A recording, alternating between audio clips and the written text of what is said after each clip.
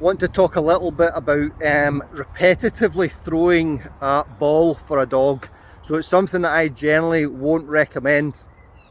I'm not saying don't play with a ball with your dog, but I'm just recommending not to throw the ball repeatedly with a ball chucker or a ball on a rope and keep throwing it for your dog over and over again. Alright, now if you look at what our dogs are bred to do, think of that action, running out and chasing something that's moving again and again and again and again and again, and then think of what dog is bred to do that. Okay, and I can't think of any. So the dogs that are bred to chase moving prey are terriers and sighthounds, maybe a couple of others, but I'm hard pushed to think of any that are that we breed them to chase down a moving prey. Now terriers, generally their job will be to chase moving prey over a short period of time in an enclosed area, or a barn or something like that, or a basement. Okay, so that's what we've bred them for. Okay, or a field if we're digging it up and there's lots of rats underneath. Okay, and the terriers are chasing and catching them. And then our sighthounds, so whippets and greyhounds, is generally to chase down and catch and kill.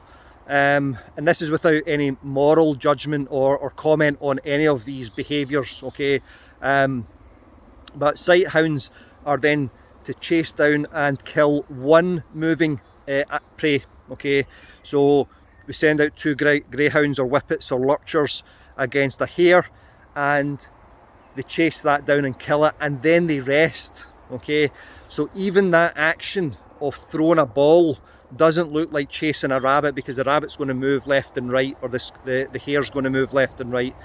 So lure coursing, when we put a plastic bag on a lure apparatus and get a terrier to chase that or a sighthound to chase that, that fulfills that role in the dog's genetics. Okay, a border collie, yes, they will go and find that ball and bring it back, but again, what part of a border collie's or a sheepdog's job involves, what we bred them for, involves running out and getting a sheep and bringing it back, running out, getting it, bringing it back.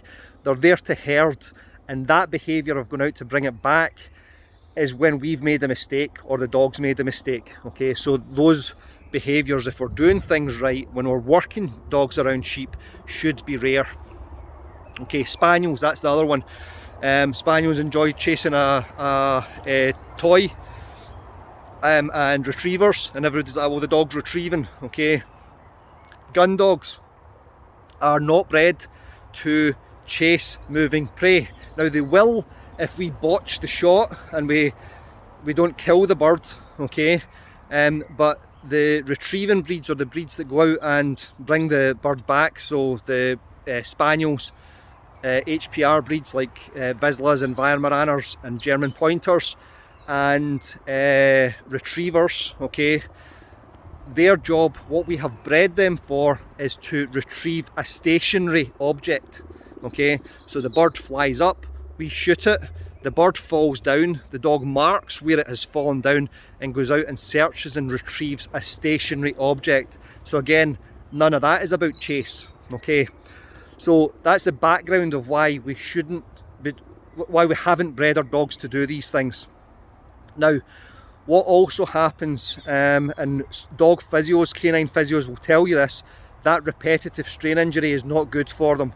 Over and over and over again, chasing the ball, damage to their wrists, damage to their shoulders. Okay, don't even start me on fly ball and how bad that is for dogs. Okay, so chasing that out, running and grabbing, that impact. Okay, then there's the adrenalizing effect. Okay, the dog now starts getting addicted to the adrenaline and the feeling of chase. Okay, now adrenaline can be extremely exciting. Okay, and in my previous job there was times where I was adrenalized, and you get that buzz from it. Okay, but as a physiological response, it's only supposed to be in our bodies for short periods of time under certain conditions. It's not something that we're supposed to live with all the time. Okay, because the after effect of adrenaline is cortisol, and that's extremely damaging for our bodies if we're exposed to it repeatedly. Okay, so one, we've not bred dogs to naturally do these behaviours. Okay, they do them because we keep throwing the ball out. And two, it's really bad for them physically, okay, because it puts lots of pressure and strain on their bodies. And lastly, it's not good for them mentally or physiologically, because they get addicted to the adrenaline and then find it really difficult to switch off, and the after effects because of the cortisol. Okay, and this is what my dog was like before I got him. Okay, that an adrenalized dog that finds it difficult navigating the world. Okay, so hopefully that's been helpful, and yeah, you can let me know what you think, and I'll catch you next time. Thanks for watching.